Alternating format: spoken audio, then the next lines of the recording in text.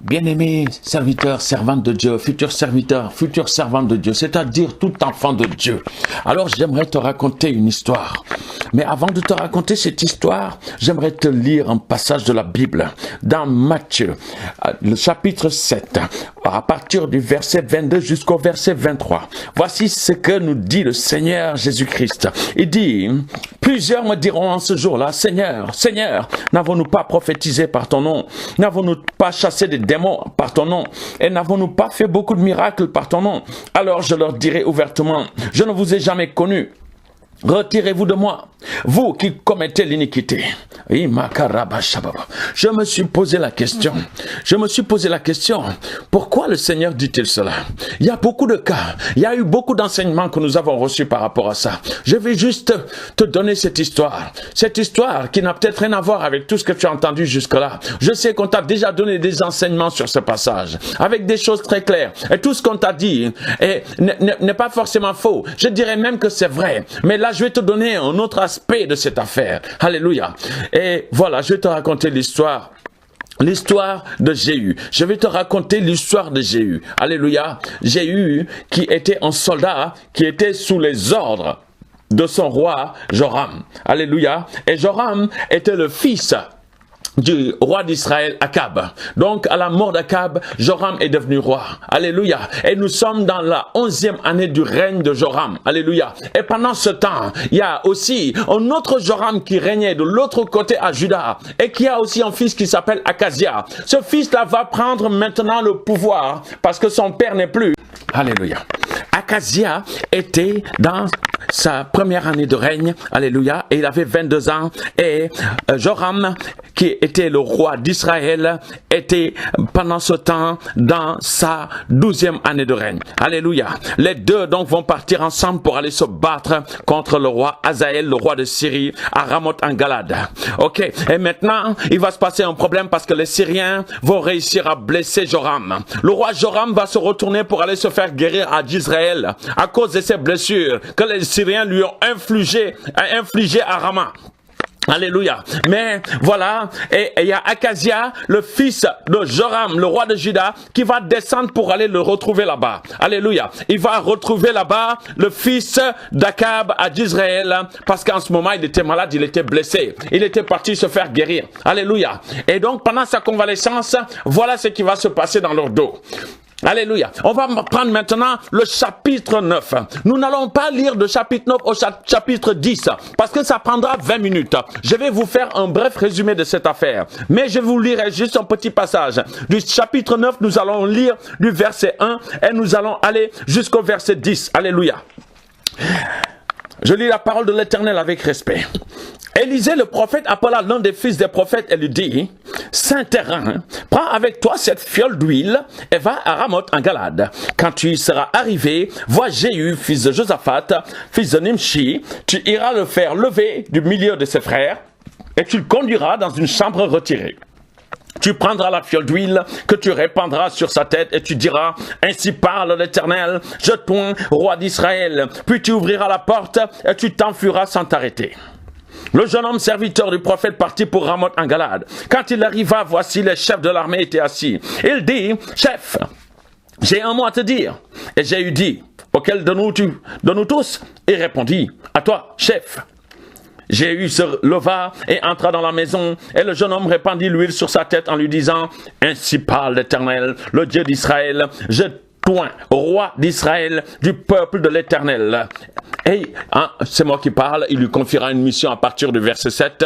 « Tu frapperas la maison d'Akab ton maître, et je vengerai sur Jézabel le sang de mes serviteurs les prophètes, et le sang de tous les serviteurs de l'Éternel. Toute la maison d'Akab périra. J'exterminerai quiconque appartient à Akab, celui qui est esclave et celui qui est libre en Israël, et je rendrai la maison d'Akab semblable à la maison de Jéroboam, fils de Nébat, et à la maison de Baïcha, fils d'Achija. Les chiens mangeront Jézabel dans le champ d'Israël et il n'y aura personne pour l'enterrer. » Puis le jeune homme ouvrit la porte et s'enfuit. Voici la mission qui a été confiée à Jéhu. Jéhu n'est pas n'importe qui. Jéhu était quand même un soldat qui était à la solde de son maître, alléluia, Joram, qui est le roi d'Israël. Et donc, Jéhu a un caractère très fort. Le caractère de Jéhu, c'est que même quand Jéhu est en train de conduire son char, il a une façon de conduire qui est une façon insensée. Et c'est un des caractères qui définit Jéhu. Jéhu va jusqu'au bout des choses. C'est un jusqu'au boutiste. C'est un zélé. Quand on lui confie une mission, il l'amène jusqu'au bout comme tout bon soldat. Alléluia. Un soldat zélé qui fait exactement les ordres qu'on lui donne. Et voilà, c'est l'Éternel maintenant qui va loindre le roi d'Israël. Alléluia. Il sera loin, roi d'Israël. Et dans le verset 9, le verset 14 va nous dire ceci. Dans le chapitre 9, le verset 14 nous dit ceci. Ainsi Jéhu, fils de Josaphat, fils de Nimshi, forma une conspiration contre Joram. Alléluia. Et pendant ce temps, nous avions tout Israël qui était à Ramoth en Galade contre Hazaël et était en train de se défendre. Alléluia. Oh Kabashaka. Et donc voilà ce qui va se passer. Qu'est-ce qu'il va faire? Qu'est-ce qu'il va faire? Il va remplir sa mission. D'entrée de jeu, il va se lever. Il va aller directement. Première mission, il va aller s'occuper de Joram, le roi d'Israël. À partir du verset 24 au verset 26, la Bible nous dit ceci.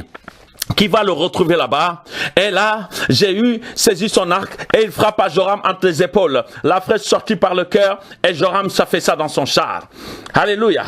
Jéhu dit à son officier Bigdar, prends-le et jette-le dans le champ de Naboth d'Israël, car souviens-toi, lorsque toi et moi, nous étions ensemble à cheval derrière Akab, son père, l'Éternel prononça contre lui cette sentence. J'ai vu hier le sang de Naboth et le sang de ses fils, dit l'Éternel, et je rendrai la pareille dans ce champ même, dit l'Éternel. Prends-le donc et jette-le dans le champ selon la parole de l'Éternel. Et voilà, Jéhu est en train d'accomplir la volonté de Dieu de façon parfaite. Tout ce que Dieu lui a demandé de faire, Jéhu va l'accomplir mot pour mot, ligne par ligne, détail par détail, par rapport à cette prophétie qu'il a reçue. La prophétie, il l'a reçue de la part d'Élie. Alléluia. Et la prophétie continue avec Élisée. Il va l'accomplir jusqu'au bout. On va continuer. En deuxièmement, qu'est-ce qu'il va faire? Il va s'occuper aussi de Akazia, le roi de Juda, à partir du verset 27. Parce que Akazia, roi de Juda, ayant vu ce qui s'est passé, veut s'enfuir par le chemin de la maison du jardin. Jéhu le poursuivi et dit, lui aussi frappez-le sur le char. Et on le frappa à la montée de Gur, près de Gibléam. Il se réfugia à Megiddo et il y mourut. Oh, Kamashakarababa.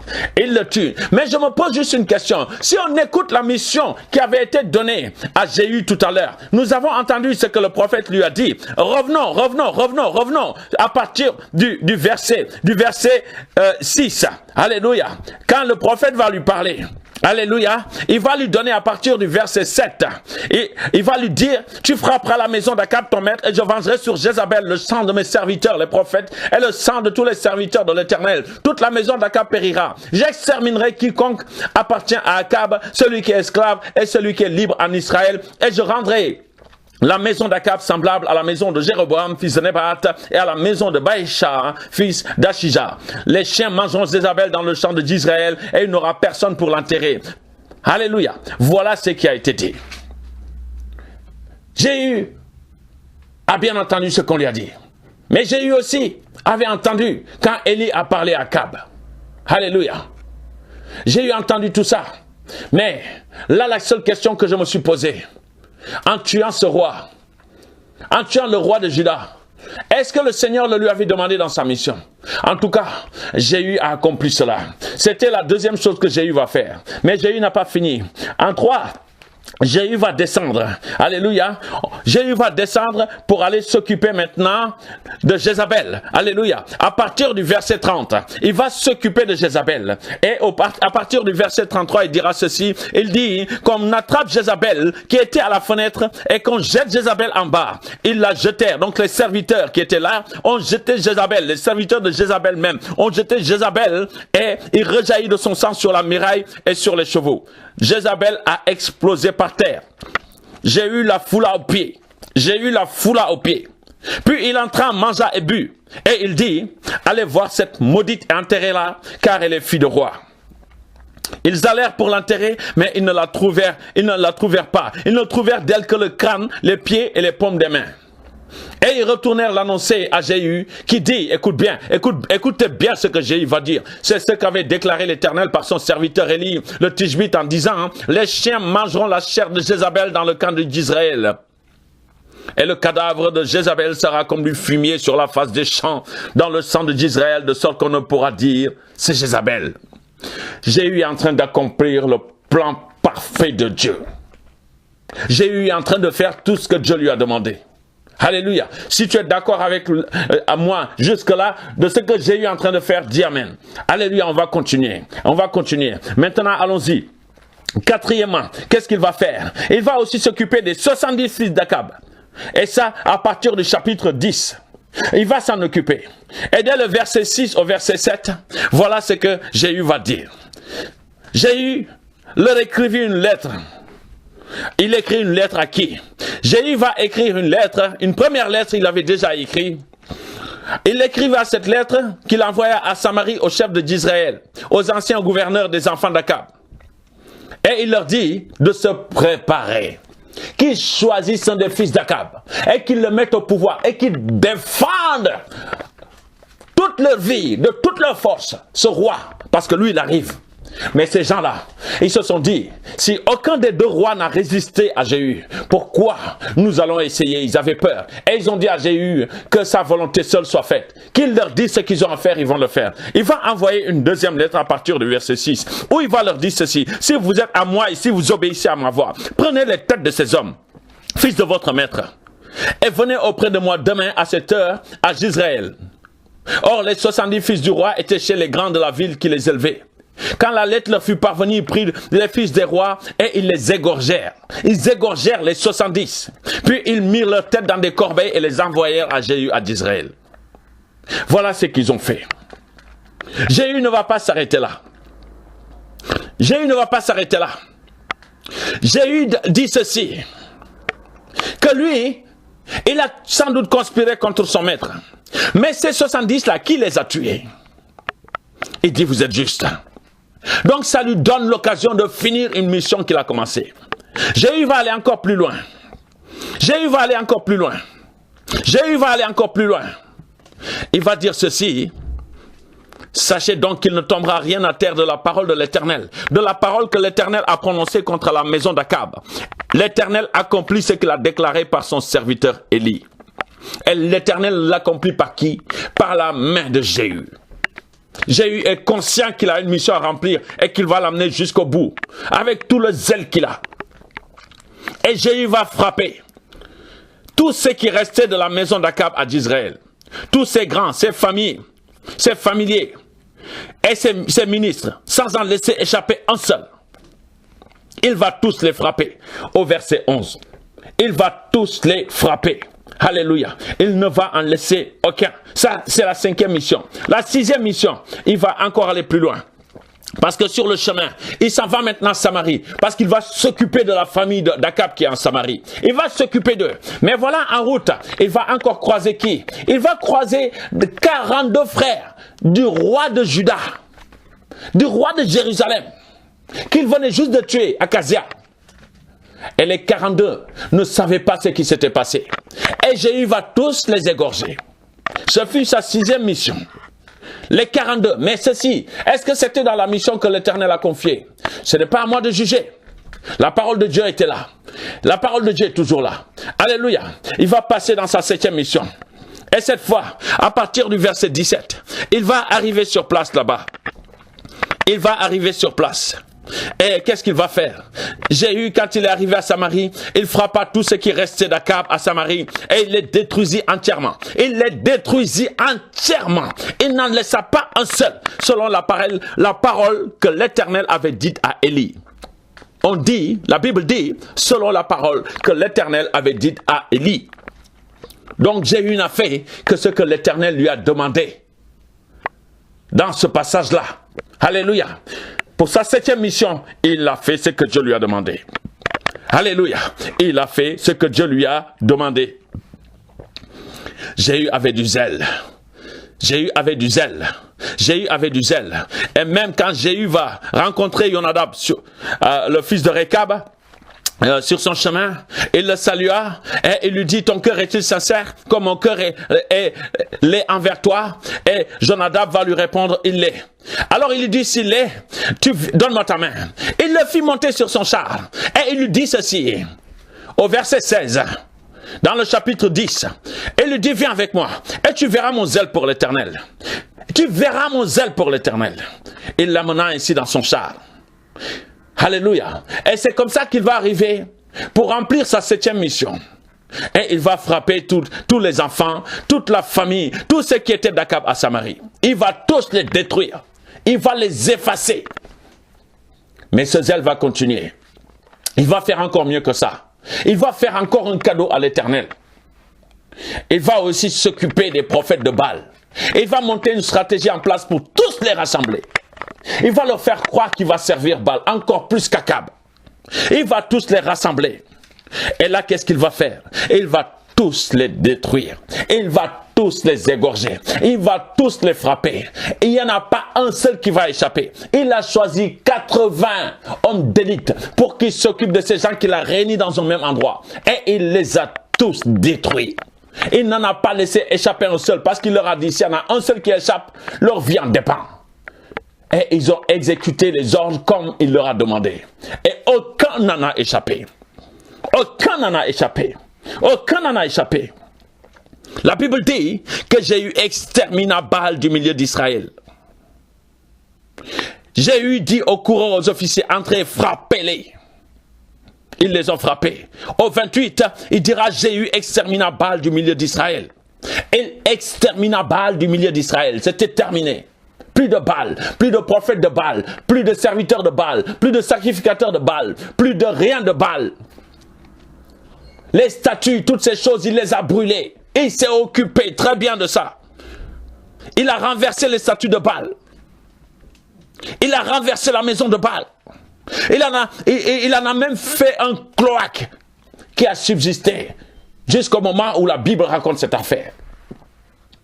Voilà tout ce que Jéhu a fait pour Dieu. Jéhu n'est sans doute pas dans la grande révélation. Jéhu a entendu des prophètes parler. Jéhu a reçu des choses qu'on lui a dit à travers des prophètes. Et Jéhu a voulu faire ce que Dieu lui a demandé de faire. Et il l'a fait à la lettre comme un bon soldat. Jéhu était persuadé d'être dans le plan de Dieu. Il va même le dire. Voilà ce que Dieu dit dans sa prophétie. Et je l'ai accompli. Voilà ce que Dieu dit. Je l'ai accompli. Voilà ce que Dieu dit. Et je l'ai accompli. Et Jéhu est persuadé qu'il fait ce que Dieu lui dit. Parce que Dieu lui-même va se lever pour bénir Jéhu dans le verset 30. L'Éternel dit à Jéhu, parce que tu as bien exécuté ce qui était droit à mes yeux, et que tu as fait à la maison d'Akab tout ce qui était conforme à ma volonté, tes fils jusqu'à la 4e génération seront assis sur le trône d'Israël. Waouh! Attends. Bien-aimé, tu es serviteur de Dieu. Tu es servant de Dieu. Tu as un zèle pour l'Éternel. Tu accomplis les choses que Dieu t'a demandées.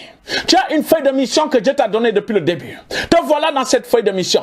Et tu es en train de faire le travail du Seigneur. Point par point. Tu es en train de remplir l'église. Tu poses des posts sur Internet. Tu fais de l'évangélisation. Tu fais toutes ces choses. Tu es en train de courir à droite à gauche. Tu as des conférences. Tu libères la parole de Dieu. Le mouvement de l'esprit est là. Des guérisons se passent. Toutes ces choses arrivent. Tu descends sur le terrain de l'évangélisation. Des guérisons arrivent. Tu chasses les démons. Tu guéris les malades. Tu fais des choses qui sont écrites dans Marc 16, verset 17. Les signes qui accompagnent ceux qui ont cru. Tu chasses les démons. Tu parles de nouvelles langues. Tu imposes les mains aux malades, les malades sont guéris. Tu attrapes les serpents. Et même tu bois des breuvages mortels, il ne t'arrive aucun mal. Toutes ces choses, tu les connais. Toutes ces choses sont parties de ta vie. Tu les fais à chaque fois. Tu es béni dans ton ministère. Dieu même te bénit. Tu vois les bénédictions de Dieu qui ne souffrent d'aucun chagrin. Et tu en parles avec témoignage, tu en parles avec fierté, tu penses que tu es dans le plan de Dieu, parce que tu fais ce que Dieu t'a demandé. Bien-aimé, il y a une question maintenant que tu vas te poser. Parce que quand j'ai écouté cette histoire, j'ai eu très peur. Quand j'ai écouté cette histoire, je me suis remis en question. Parce que voilà ce qui est dit dans le verset 29. Après le 28 qui disait, j'ai eu extermina Baal du milieu d'Israël, point virgule. Verset 29, mais il ne se détourna point des péchés de Jéroboam, fils de Nébat, qui avait fait pécher Israël. Il n'abandonna point les veaux d'or qui étaient à Bethel et à Dan. Waouh! Jéhu avait entendu parler de Dieu. Jéhu avait un mode de fonctionnement qui était déjà posé. Jéhu voyait ce qui servait avant faire d'une certaine façon. Et ce qu'on lui a dit que c'était pas bon, c'est tout ce que Jéhu a enlevé. Mais ses pères avaient une façon de faire qui était déjà là. Les veaux d'or étaient déjà là. Jéhu s'était habitué aux veaux d'or et à l'Éternel. Beaucoup de gens sont en train de servir Dieu avec des idoles qui sont cachées, des habitudes qui sont posées, et ils les transmettent à leurs enfants. Et ces enfants-là reproduisent le même schéma. Nous sommes fils de quelqu'un, spirituellement parlant. Nous sommes fils de quelqu'un, physiquement parlant. Nous servons l'Éternel avec notre background. Nous arrivons avec toutes ces choses qui sont de notre passé. Des habitudes qui sont posées. Quelquefois, nous sortons du catholicisme. Nous sortons de ces choses, des témoins de Jéhovah. Et il y a des choses, des idolâtries qui sont déjà là. Nous continuons à les faire sans nous en rendre compte. Nous avons reçu une feuille de route et nous respectons à la lettre cette feuille de route. Seulement derrière, nous ne nous sommes pas posé des questions. Est-ce que ce que mes pères faisaient avant était conforme à la parole de Dieu? Est-ce que ces veaux d'or qui sont là doivent encore rester sur place? Jéhu voulait juste faire l'œuvre du Seigneur. Jéhu voulait faire exactement ce que Dieu attendait de lui. Mais voici, les veaux d'or étaient encore là. Et Jéhu a laissé les veaux d'or. Jéhu a laissé les veaux d'or. Jéhu a laissé les veaux d'or qui étaient à Bethel et à Dan.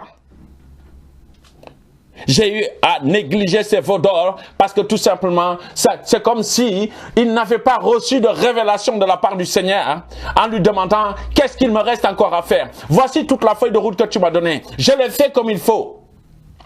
Qu'est-ce qui me reste encore à faire? Jéhu n'a peut-être pas posé cette question. Jéhu n'a peut-être pas eu de révélation. Mais toi, enfant de Dieu, tu as le Saint-Esprit et la révélation. Mais est-ce que tu prends le temps de te poser pour demander à Dieu si tu es vraiment dans le plan conforme? Parce que tu as sans doute fait des miracles. Parce que tu as sans doute chassé des démons au nom de Jésus. Mais peut-être qu'il y a une partie de mission et de révélation qui n'était pas encore donnée et que tu n'as pas demandé non plus et que tu es en train d'agir comme tes pères. Et quelquefois même Dieu te parle, tu ne te rends même pas compte parce que tu es conformiste. Parce que tu veux faire exactement comme tes pères parce que tu trouves qu'ils ont très bien servi le Seigneur. Tu en es sûr.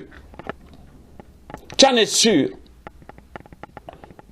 Bien-aimé, tu peux dire, oui, ça fait 20 ans que je sers le Seigneur, je connais le Seigneur. Tu peux dire, ça fait 15 ans que je sers le Seigneur, je connais le Seigneur. D'autres même diront, ça fait 40 ans que je sers le Seigneur, je le connais. Bien-aimé, Jéhu a servi pendant 28 ans, mais Jéhu ne connaissait pas le Seigneur. Le verset 31 même va dire ceci. Toutefois, Jéhu ne prit point garde à marcher de tout son cœur dans la loi de l'Éternel, le Dieu d'Israël. Il ne se détourna point des péchés que Jéroboam avait fait commettre à Israël. Tu penses que tu t'es détourné des péchés de tes pères? Est-ce que tu les connais, les péchés de tes pères? Est-ce que tu connais leur idolâtrie par rapport à l'argent? Est-ce que tu connais leur idolâtrie par rapport à la façon dont ils écrasent les brebis de Dieu? Est-ce que tu connais tous les péchés cachés qu'il y avait derrière, que toi-même tu es en train de pratiquer sans t'en rendre compte que c'est des choses qui sont mauvaises? Jéhu pendant 28 ans a servi le Seigneur, mais il ne connaissait pas Dieu. Tu penses que tu connais Dieu? Parce que ça fait 15 ans que tu le sers. Excuse-moi, ça fait 40 ans que tu le sers. Et tu penses que tu le connais? Excuse-moi, mais moi je ne connais pas Dieu. Moi je ne connais rien.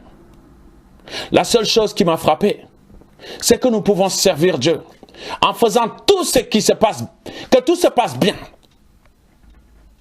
en ayant des bénédictions, en ayant des fruits, et que derrière, nous pouvons arriver et il nous dira, voici ce que tes pères faisaient, tu ne les as pas, tu n'as pas abandonné, tu as fait exactement la même chose.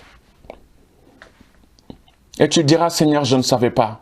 Et dis, je t'ai envoyé le Saint-Esprit. Pourquoi tu n'as pas pris le temps de demander des révélations? Pourquoi tu n'as pas pris le temps? Alors la chose que je vais te demander aujourd'hui, bien-aimé, c'est de prendre le temps devant le Seigneur, de demander pardon. Pardon pour les péchés de nos pères. Nous ne sommes pas mieux qu'eux. Mais nous voulons faire mieux que parce qu'eux-mêmes dans leur prière ont voulu que nous fassions des choses plus grandes. Comme toi tu pries afin que tes propres enfants dans la foi fassent des choses encore plus grandes que toi.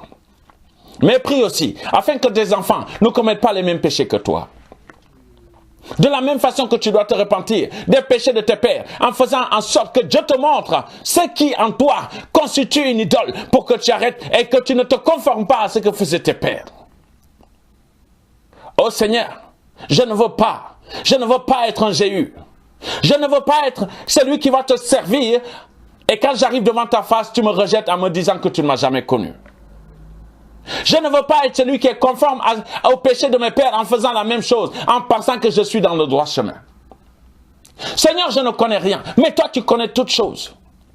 Alors je me repens devant ta face et je te demande pardon pour tous ces péchés conformistes qui sont dans ma vie sans que je les voie.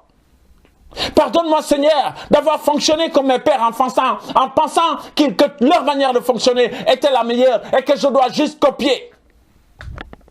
Tu m'as donné la révélation, tu m'as donné le Saint-Esprit. Alors maintenant, révèle-moi tout ce qui dans ma vie ne va pas à travers le ministère. Je ne veux pas me perdre.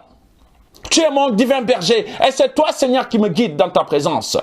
C'est toi qui par ton bâton et ta houlette me rassure à chaque instant. Ne me laisse pas dévier du chemin en pensant que je suis en train de faire ton œuvre alors que je suis complètement à côté de la plaque. Seigneur, ne permets pas ces choses, ne permets pas que je me perde après t'avoir servi. Ne permets pas que je sois une occasion de chute pour les autres en pensant que c'est ton œuvre que je suis en train de faire. Ne permets pas que mon zèle devienne un fiel amer. Oh Seigneur, je crie à toi en ce jour parce que je ne veux pas me perdre. Je veux marcher dans ta présence, je veux marcher en te servant en esprit, en vérité. Je veux te servir dans la droiture et la probité. Mais Seigneur, je ne connais rien. Je crie à toi afin que toi tu me guides, que tu me montres tout ce qui ne va pas dans ma vie, tout ce que j'ai transporté derrière moi et qui constitue des points d'achoppement, qui m'empêchent de rentrer dans ma destinée divine de façon pleine et entière. Tu es Dieu, sur la terre, sous la terre et dans le ciel. Si tu mets des serviteurs, c'est parce que tout simplement c'est toi-même qui les as prédestinés. Et ce que tu as prédestiné, tu les as aussi appelés. Ce que tu as appelé, tu les as aussi justifiés. Ce que tu as justifié, tu les as aussi glorifiés. C'est écrit dans ta parole, dans Romains 8. Alors Seigneur, si je suis ton roi, si je suis celui que tu as appelé au ministère, tu ne peux pas m'abandonner parce que je porte ton nom. Pour l'amour de ton saint nom, je crie à toi afin que je ne sois pas un Jéhu. Je ne veux pas être conformiste, ni me conformer à ce siècle, ni me conformer au mode de fonctionnement des pères. Je ne les juge pas, mais je ne veux pas commettre leurs péchés. Je ne veux pas reproduire leur schéma. Alors guide-moi, montre-moi tout ce qui ne va pas dans ma vie. Montre-moi tout ce qui ne va pas dans ma vie. Montre-moi tout ce qui ne va pas dans ma vie. Montre-moi ce qui ne va pas dans mon ministère. Montre-moi ce qui ne va pas dans mon appel.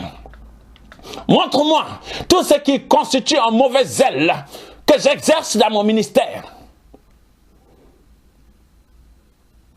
Je veux te servir toi et toi seul. Je ne veux pas servir Satan. Je ne peux pas avoir deux maîtres à la fois. Mon seul maître, c'est toi, Adonai. Mon seul maître, c'est toi, Elohim. Mon seul maître, c'est toi, El Shaddai, le Dieu Tout-Puissant. Mon seul maître, c'est toi, Seigneur Jésus-Christ de Nazareth. Je me remets en question. Et je remets tout en question. En ce moment, afin que tu me montres ce qui ne va pas dans ma vie, ce qui ne va pas dans mon ministère. Que toute la gloire te revienne. Toi qui règnes d'éternité en éternité. Amen.